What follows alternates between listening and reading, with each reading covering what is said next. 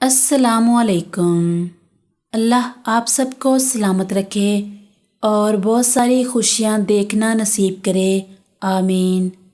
कच्चा केला काटने के बाद अगर कुछ बच जाए तो इसे काला होने से बचाने के लिए दही का पानी इस पर छिड़क दें, स्याही माइल नहीं हो पाएगा।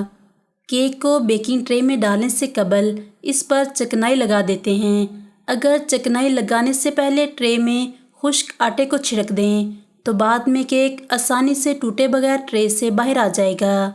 मक्खन में ठंड और नमी के दिनों में एक ख़ास किस्म की नागवार बू सी आ जाती है।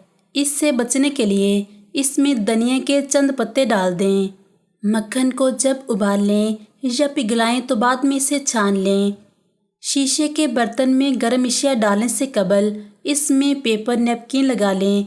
इस तरह गर्मी से शीशे के बर्तन क्रैक होने से महफूज रहेंगे। अचार को तादेर महफूज रखने के लिए एक छोटी सी प्लास्टिक की थैली में थोड़ी सी हींग अच्छी तरह बंद करके जार के अंदर डाल दें। इस तरह अचार ख़राब होने से महफूज रहेगा। घर पर रेशमी साड़ी धोना हो तो पानी में वॉशिंग पाउडर के साथ थोड़ा सा नींबू का रस भी डाल दें। ये रस साड़ी को बदरंग होने से बचाएगा और सिलक को नरम भी रखेगा। लड्डू या बर्फ़ी बनाने के लिए आटे को पहले से गर्म ओवन में भून लें। इससे मज़े में इजाफा हो जाएगा और घी का खर्च भी कम हो जाएगा।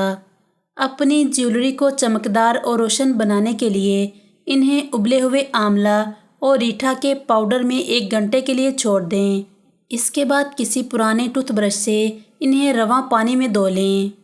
गंदी और थकी हुई आंखों को साफ करने के लिए नीम गर्म पानी में आधा टीस्पून बोर्क पाउडर मिलाएं। काटन की गेंद सी बनाएं, इसे पानी में भिगोएं और आंखें साफ करें। पुराने दुपट्टों को फेंकने की ज़रूरत नहीं। 3 पुराने दुपट्टों को इस तरह गूंद लें जैसे बालों में चोटी गूंदते हैं। इस तरह के 3 सेट बनाकर इन्हें जोड़ लें। खूबसूरत और रंगपोश के तौर पर काम देंगे। पनीर से बनी हुई एशिया में अगर थोड़ा सा सरसों मिला लिया जाए तो खाने की खुशबू में और इजाफा हो जाता है।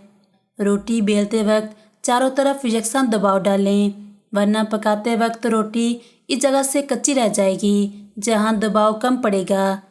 सर दर्द और खिंचाव की तकलीफ से निजात के लिए आप ज़्यादा से ज़्यादा मछली खाएं, क्योंकि मछली के तेल में दर्द से निजात देने की सलाहियत होती है। इसके अलावा अदरक का इस्तेमाल भी दर्द में फ़ायदेमंद रहता है।